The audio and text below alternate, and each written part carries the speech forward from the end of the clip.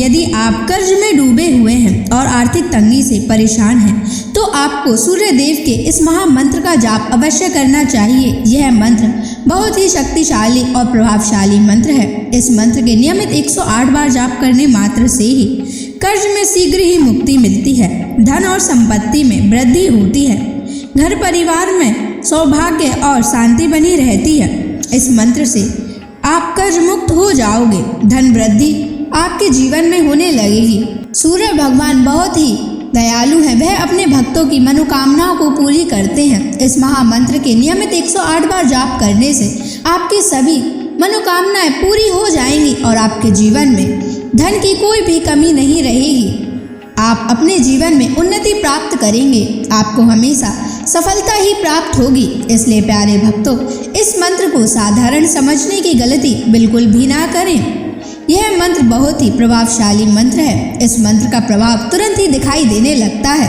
अगर आप सच्ची श्रद्धा के साथ इस मंत्र का नियमित 108 बार जाप करेंगे तो आपका जीवन खुशियों से भर जाएगा और आपके जीवन में कभी भी धन की कमी नहीं आएगी। इसलिए प्यारे भक्तों, इस मंत्र का नियमित 108 बार जाप करें और पूरी श्रद्धा के साथ करें।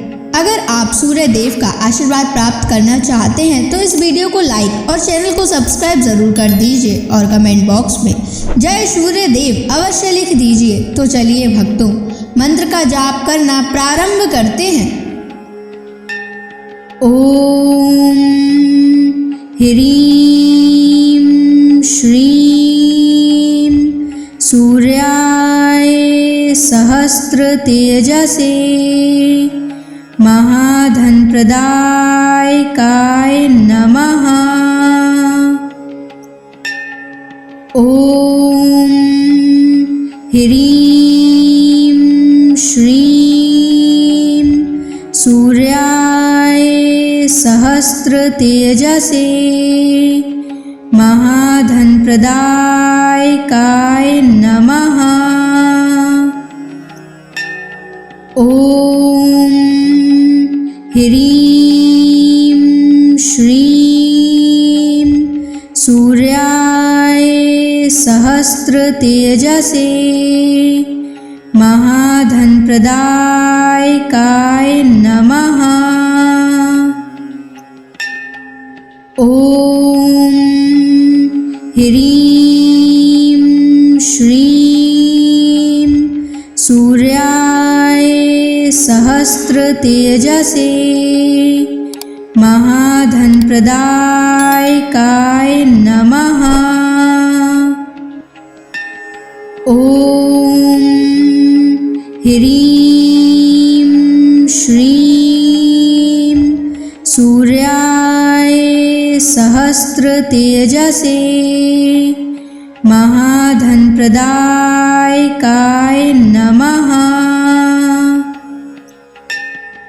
ओम ह्रीं श्रीं सूर्याय सहस्र तेजसे महाधन प्रदायकाय नमः।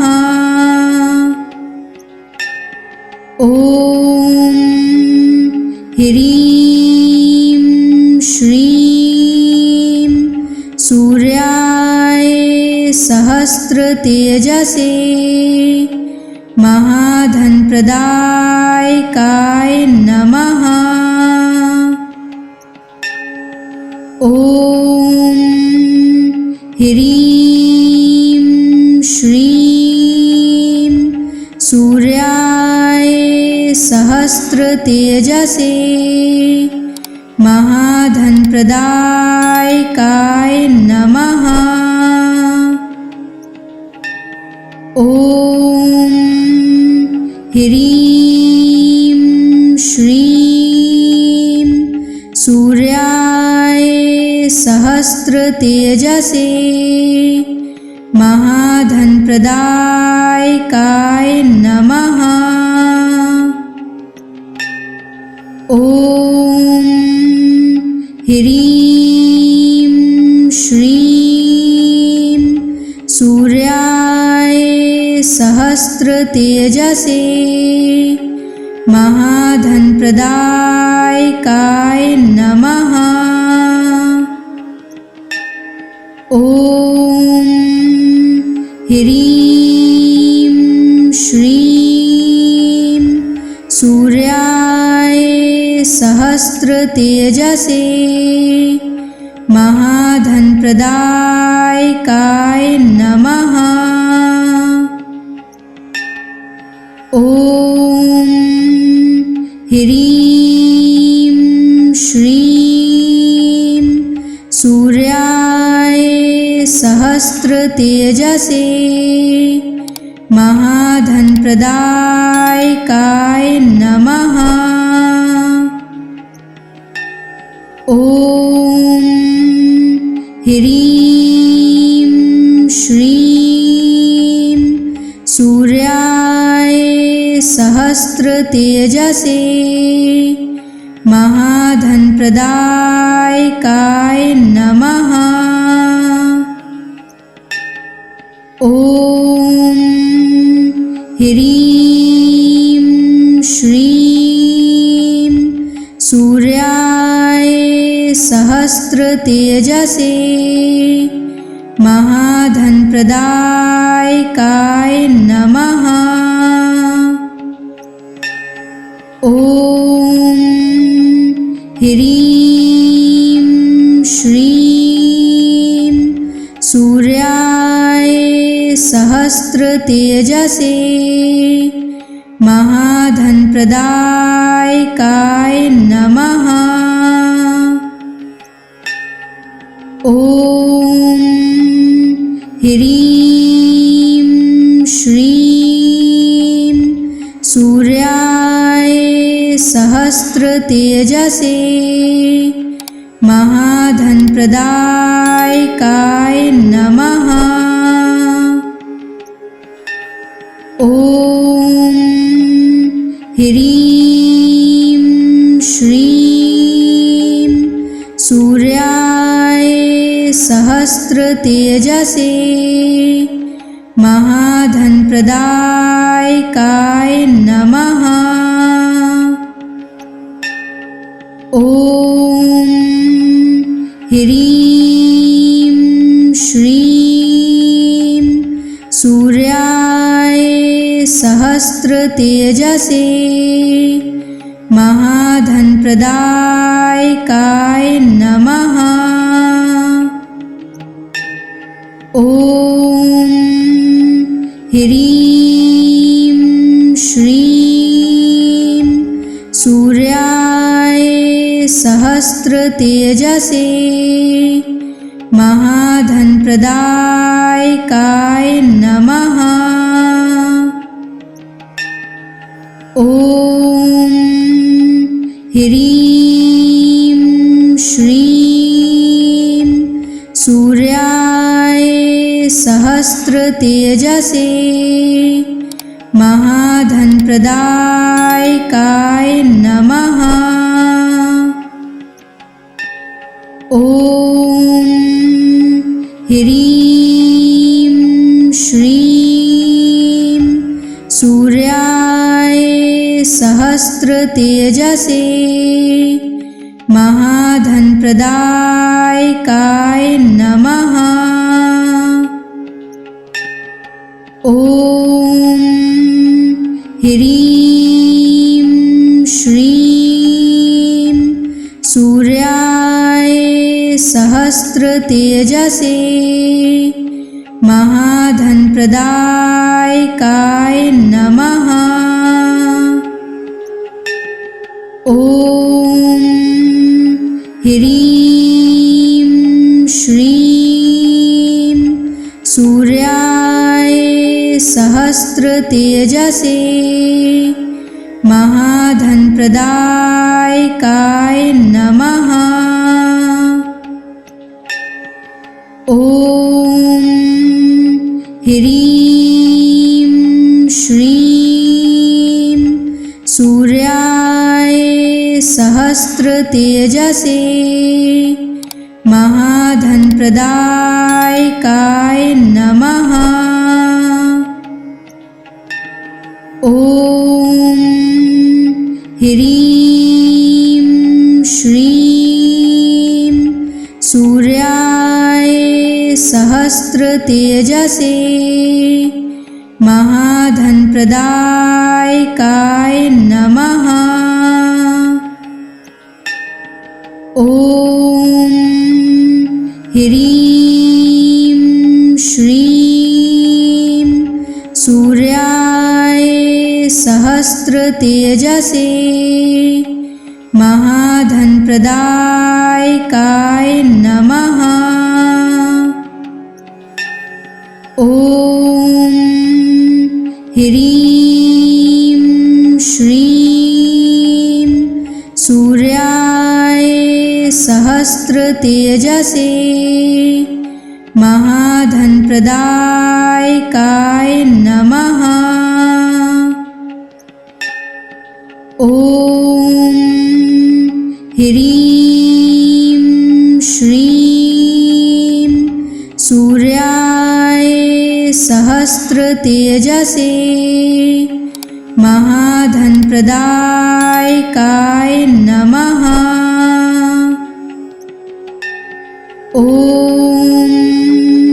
ह्रीं श्रीं सूर्याय सहस्रतेजसे महाधनप्रदायकाय नमः। ॐ ह्रीं श्रीं सूर्याय सहस्रतेजसे महाधनप्रदायकाय नमः। ॐ ह्रीं श्रीं सूर्याय सहस्रतेजसे महाधनप्रदायकाय नमः। ॐ ह्रीं श्रीं सूर्याय सहस्रतेजसे महाधनप्रदायकाय नमः। ॐ ह्रीं श्रीं सूर्याय सहस्रतेजसे महाधनप्रदायकाय नमः। ॐ ह्रीं श्रीं सूर्याय सहस्रतेजसे महाधनप्रदायकाय नमः। ॐ ह्रीं श्रीं सूर्याय सहस्रतेजसे महाधनप्रदायकाय नमः। ॐ ह्रीं श्रीं सूर्याय सहस्रतेजसे महाधनप्रदायकाय नमः। ॐ ह्रीं श्रीं सूर्याय सहस्रतेजसे महाधनप्रदायकाय नमः। ॐ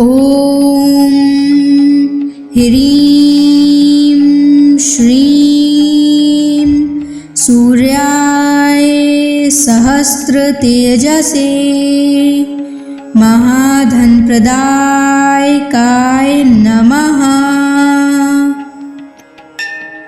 ॐ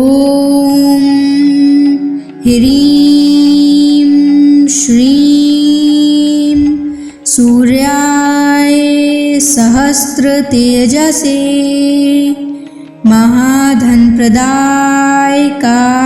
नमः। ॐ ह्रीं श्रीं सूर्याय सहस्त्रतेजसे महाधनप्रदायकाय नमः। ॐ ह्रीं श्रीं सूर्याय सहस्त्रतेजसे महाधनप्रदायकाय नमः। ॐ ह्रीं श्रीं सूर्याय सहस्त्रतेजसे महाधनप्रदायकाय नमः। ॐ ह्रीं श्रीं सूर्याय सहस्त्रतेजसे महाधनप्रदायकाय नमः। ॐ ह्रीं श्रीं सूर्याय सहस्त्रतेजसे महाधनप्रदायकाय नमः। ॐ ह्रीं श्रीं सूर्याय सहस्त्रतेजसे महाधनप्रदायकाय नमः।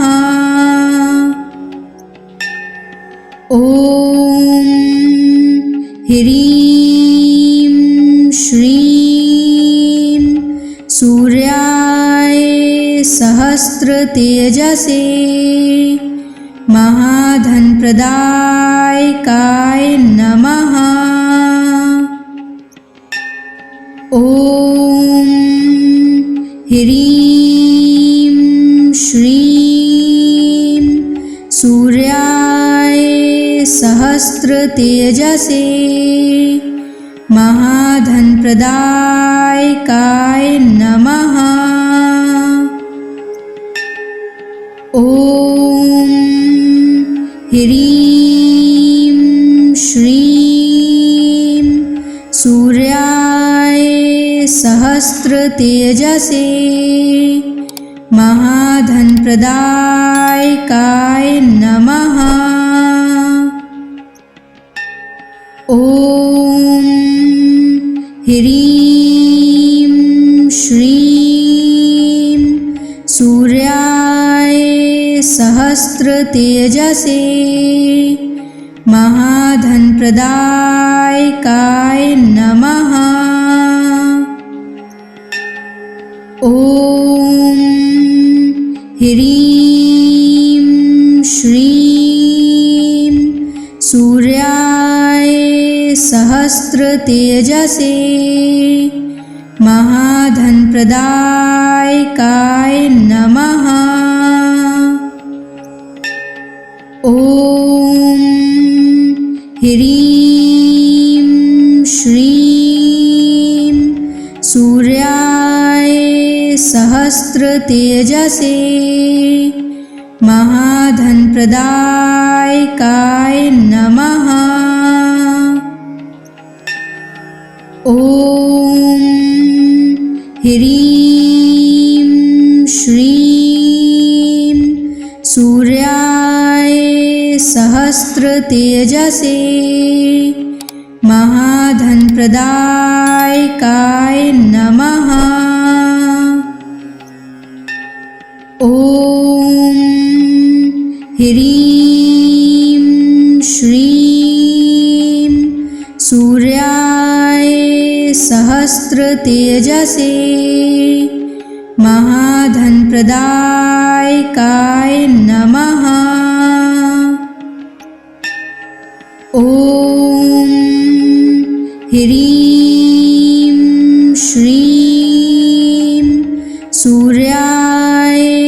सहस्रतेजसे महाधनप्रदायकाय नमः। ॐ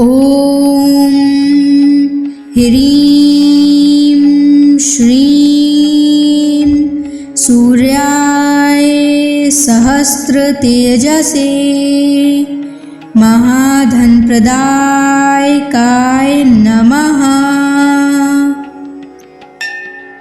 ॐ ह्रीं श्रीं सूर्याय सहस्रतेजसे महाधनप्रदायकाय नमः। ॐ ह्रीं श्रीं सूर्याय सहस्रतेजसे महाधनप्रदायकाय नमः। ॐ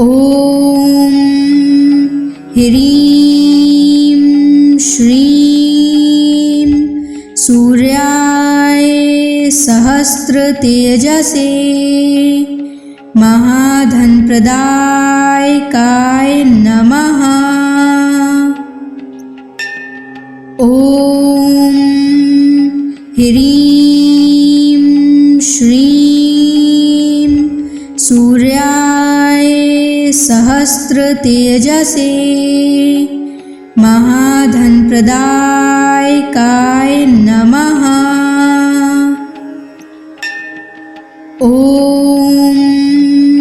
ह्रीं श्रीं सूर्याय सहस्रतेजसे महाधनप्रदायकाय नमः। ॐ ह्रीं श्रीं सूर्याय सहस्रतेजसे महाधनप्रदायकाय नमः। ॐ ह्रीं श्रीं सूर्याय सहस्रतेजसे महाधनप्रदायकाय नमः। ॐ ह्रीं श्रीं सूर्याय सहस्रतेजसे महाधनप्रदायकाय नमः। ॐ ह्रीं श्रीं सूर्याय सहस्रतेजसे महाधनप्रदायकाय नमः। ॐ ह्रीं श्रीं सूर्याय सहस्रतेजसे महाधनप्रदायकाय नमः। ॐ ह्रीं श्रीं सूर्याय सहस्रतेजसे महाधनप्रदायकाय नमः। ॐ ह्रीं श्रीं सूर्याय सहस्रतेजसे महाधनप्रदायकाय नमः। ॐ ह्रीं श्रीं सूर्याय सहस्रतेजसे महाधनप्रदायकाय नमः। ॐ ह्रीं श्रीं सूर्याय सहस्रतेजसे महाधनप्रदायकाय नमः। ॐ ह्रीं श्रीं सूर्याय सहस्रतेजसे महाधनप्रदायकाय नमः। ॐ ह्रीं श्रीं सूर्याय सहस्रतेजसे महाधनप्रदायकाय नमः। ॐ ह्रीं श्रीं सूर्याय सहस्रतेजसे महाधनप्रदायकाय नमः। ॐ ह्रीं श्रीं सूर्याय सहस्रतेजसे महाधनप्रदायकाय नमः। ॐ ह्रीं श्रीं सूर्याय सहस्रतेजसे महाधनप्रदायकाय नमः। ॐ ह्रीं श्रीं सूर्याय सहस्रतेजसे महाधनप्रदायकाय नमः। ॐ ह्रीं श्रीं सूर्याय सहस्रतेजसे महाधनप्रदायकाय नमः। ॐ ह्रीं श्रीं सूर्याय सहस्रतेजसे महाधनप्रदायकाय नमः। ॐ ह्रीं श्रीं सूर्याय सहस्रतेजसे महाधनप्रदायकाय नमः। ॐ ह्रीं श्रीं सूर्याय सहस्रतेजसे महाधनप्रदायकाय नमः। ॐ ह्रीं श्रीं सूर्याय सहस्रतेजसे महाधनप्रदायकाय नमः। ॐ ह्रीं श्रीं सूर्याय सहस्रतेजसे महाधनप्रदायकाय नमः। ॐ ह्रीं श्रीं सूर्याय सहस्रतेजसे महाधनप्रदायकाय नमः। ॐ ह्रीं श्रीं सूर्याय सहस्रतेजसे महाधनप्रदायकाय नमः। ॐ ह्रीं श्रीं सूर्याय सहस्रतेजसे महाधनप्रदायकाय नमः। ॐ ह्रीं श्रीं सूर्याय सहस्रतेजसे महाधनप्रदायकाय नमः। ॐ ह्रीं श्रीं सूर्याय सहस्रतेजसे महाधनप्रदायकाय नमः।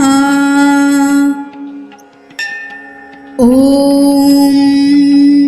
ह्रीं श्रीं सूर्याय सहस्रतेजसे महाधनप्रदायकाय नमः।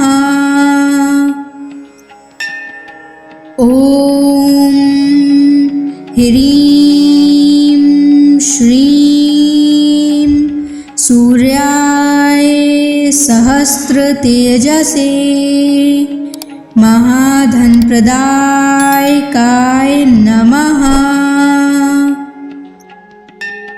ॐ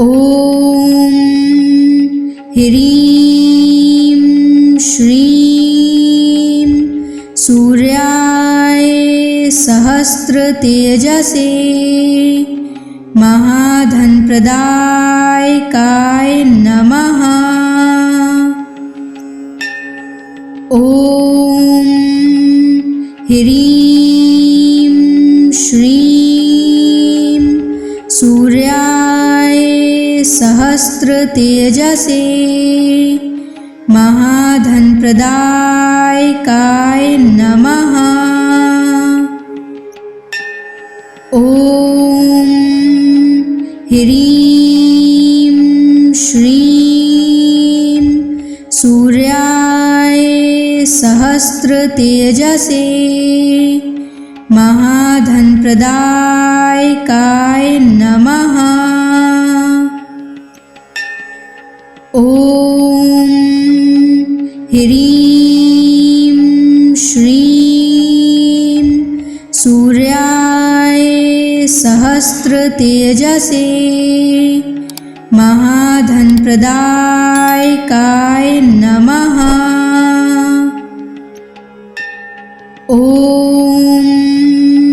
ह्रीं श्रीं सूर्याय सहस्रतेजसे महाधनप्रदायकाय नमः। ॐ ह्रीं श्रीं सूर्याय सहस्रतेजसे महाधनप्रदायकाय नमः। ॐ ह्रीं श्रीं सूर्याय सहस्रतेजसे महाधनप्रदायकाय नमः। ॐ ह्रीं श्रीं सूर्याय सहस्रतेजसे महाधनप्रदायकाय नमः। ॐ ह्रीं श्रीं सूर्याय सहस्रतेजसे महाधनप्रदायकाय नमः। ॐ ह्रीं श्रीं सूर्याय सहस्रतेजसे महाधनप्रदायकाय नमः। ॐ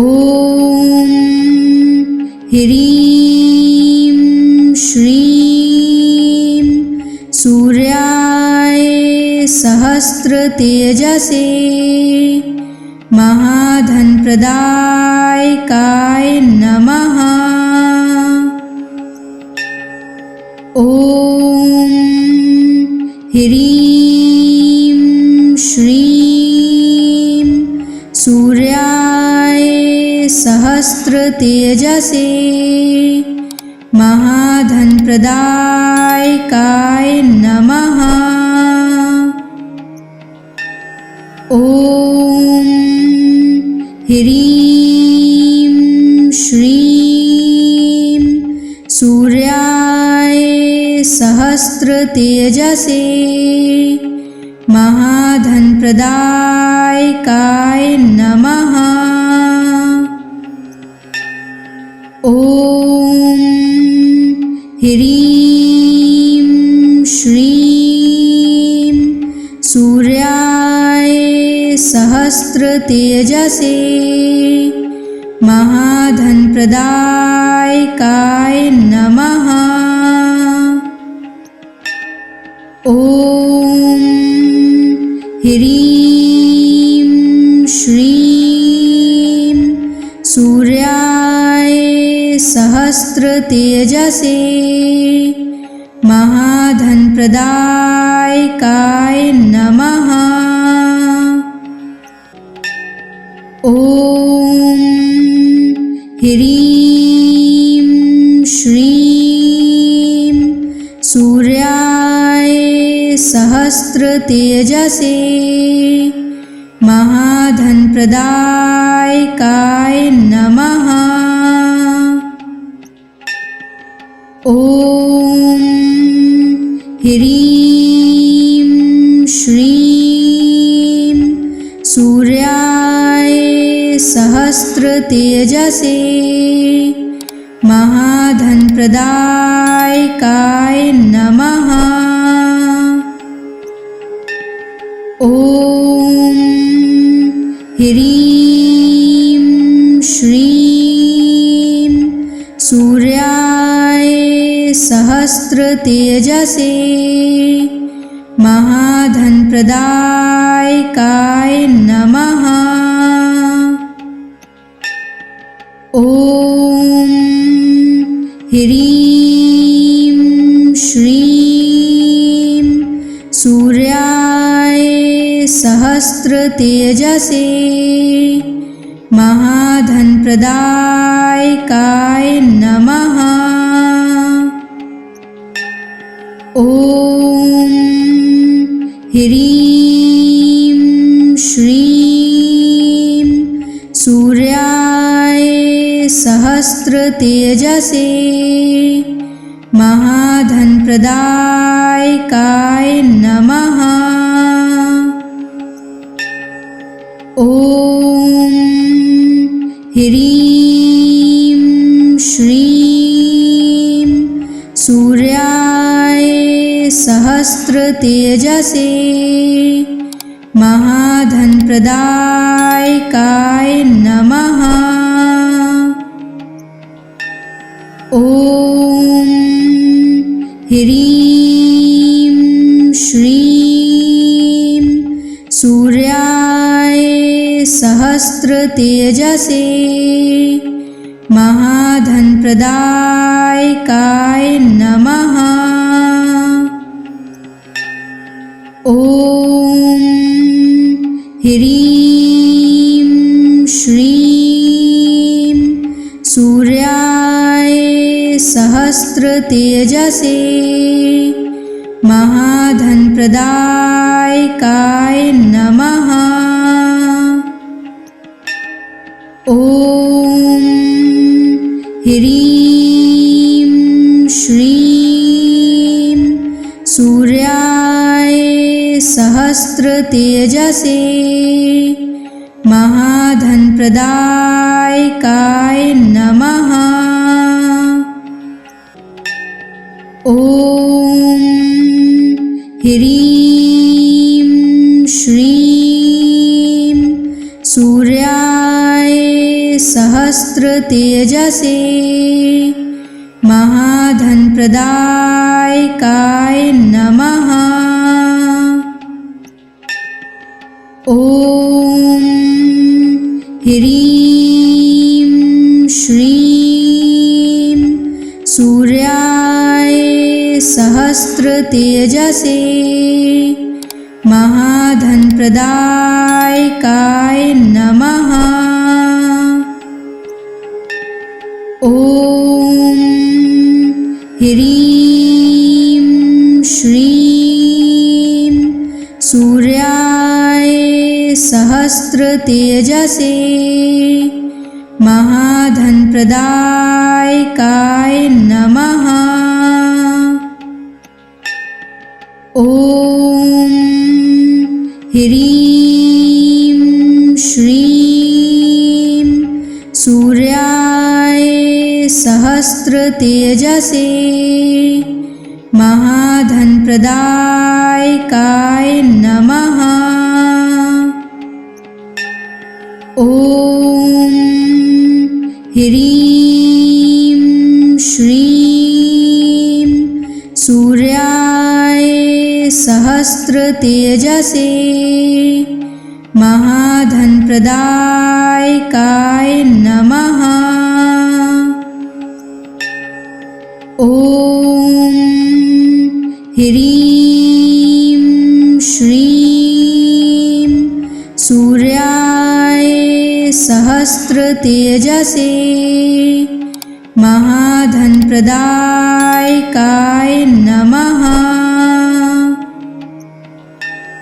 ॐ ह्रीं श्रीं सूर्याय सहस्रतेजसे महाधनप्रदायकाय नमः। ॐ ह्रीं श्रीं सूर्याय सहस्रतेजसे महाधनप्रदायकाय नमः। ॐ ह्रीं श्रीं सूर्याय सहस्रतेजसे महाधनप्रदायकाय नमः। ॐ ह्रीं श्रीं सूर्याय सहस्रतेजसे महाधनप्रदायकाय नमः।